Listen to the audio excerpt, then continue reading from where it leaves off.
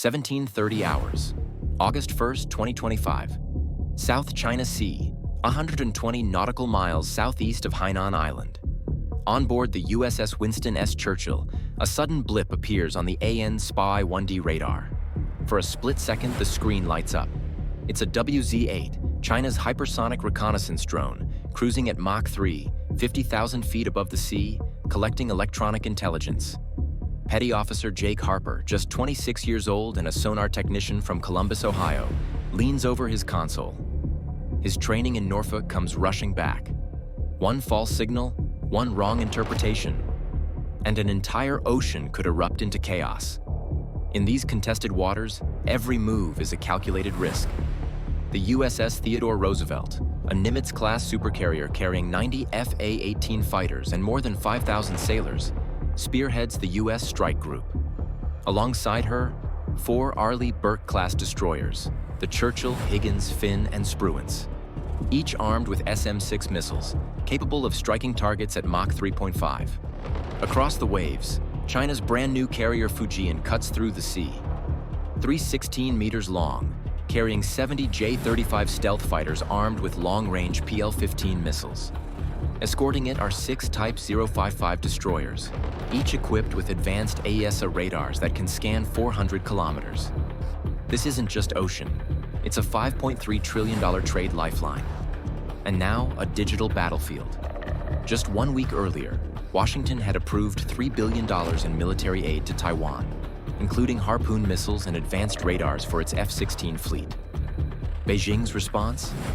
Its largest military exercise since the 1996 Taiwan Strait crisis. 120 ships, 200 aircraft. CNN reports the U.S. is simply defending freedom of navigation. China's Global Times calls America's presence a dangerous provocation. Rear Admiral Hughes, 48, commanding the Roosevelt Strike Group, knows exactly what's at stake. A former FA-18 pilot with 2,000 hours of flight time, her orders cut sharp across the comms. Titan formation, bearing 060, stay frosty. On the Fujian, Admiral Hu Jiangming responds in kind. Deploying digital fog, his Type 055 destroyers release powerful jamming waves, creating ghost targets across US radars. Above, an Australian P-8 Poseidon flying at 30,000 feet watches carefully. The Quad is monitoring. Their message is clear. Keep calm. But intent on both sides is unmistakable. Washington wants to assert the right of passage and collect China's radar signatures. Beijing wants to showcase its new carrier and probe American tactics. History echoes here. In 2018, a Chinese destroyer came within 40 meters of the USS Decatur. A single misstep could have triggered war. Could today be another test? Or the spark of a full-blown crisis? 17:45 hours. Alarms scream aboard the Churchill. A squadron of J-35s launches off the Fujian, streaking into the skies, missiles armed. On the Roosevelt, Captain Emily Hawk Davis, a 32-year-old FA-18 pilot from Houston, grips her controls. Her jet thunders off the catapult, engines howling. The moment her radar locks onto a Chinese fighter, her cockpit vibrates with raw power. Her mantra from Pensacola comes back. Hesitate, and you're dead. Admiral Hughes wastes no time. Churchill, Higgins, Finn, arc formation, 30 nautical miles from Fujian. Passive radar lock, now. The destroyers surge forward, forming a steel noose. Their Aegis systems sync with an E-2D Hawkeye overhead, scanning the skies, ready to fire SM-6 missiles at a moment's notice. The intent? Force the Fujian to switch on its powerful Type 346A radar and capture its electronic fingerprint for the Pentagon.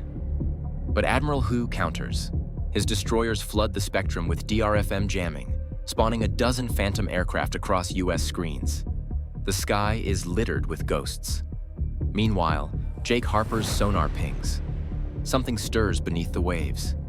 A Chinese Yuan-class submarine, silent but stalking, just 150 meters down. Its sonar pings grow sharper. It's hunting the American formation. Jake's hands fly across the console, sweat dripping. One wrong call, and the submarine could unleash a torpedo strike. Overhead, Emily spots contrails, J-35s closing fast. She readies her decoys, heart pounding. "They're pushing us," she mutters, dodging another radar lock. 18 hours. The J-35s skim just above the waves, radars off to stay hidden, weaving closer to the Roosevelt. On board the Churchill, the C-4ISR system fuses data from multiple sources. 6 Chinese destroyers, 12 stealth fighters, a hypersonic drone still lurking above at 50,000 feet. Admiral Hughes orders her ships to spread, tightening the arc. Admiral Hu pushes harder, jamming grows heavier. Suddenly, American radars show 20, then 30 ghost targets. Chaos reigns. Jake's sonar explodes with noise. The Chinese submarine is now only 2,000 yards away, pinging aggressively. Nearby, the USS Missouri, a Virginia-class submarine, secretly records the sub's acoustic signature. That recording? Pure gold for US weapons systems. Meanwhile, hackers strike.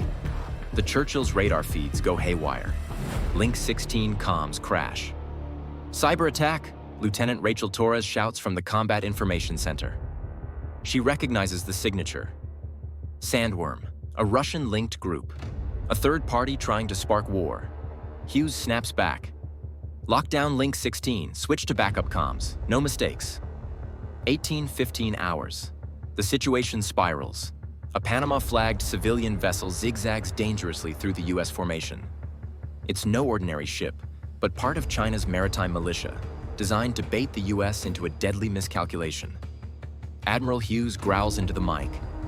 "No lock on that vessel. Hold fire." Above, Emily Hawk Davis is locked in a deadly dance with a J-35. Her cockpit screams warnings. On the open channel, a Chinese pilot's voice breaks through. "Hawk, stay safe." It's Captain Li Wei, a pilot she once trained alongside during NATO exercises in Brussels. "Stay safe, Li," Emily whispers back, heart pounding. The tension is unbearable. One radar lock longer than 5 seconds could be misread as a firing command. The entire South China Sea is on a knife's edge. 30 hours. The Fujian slows to 18 knots. Its fighters peel back, returning to deck. Admiral Hughes gives the final order. "Maintain arc, no firing.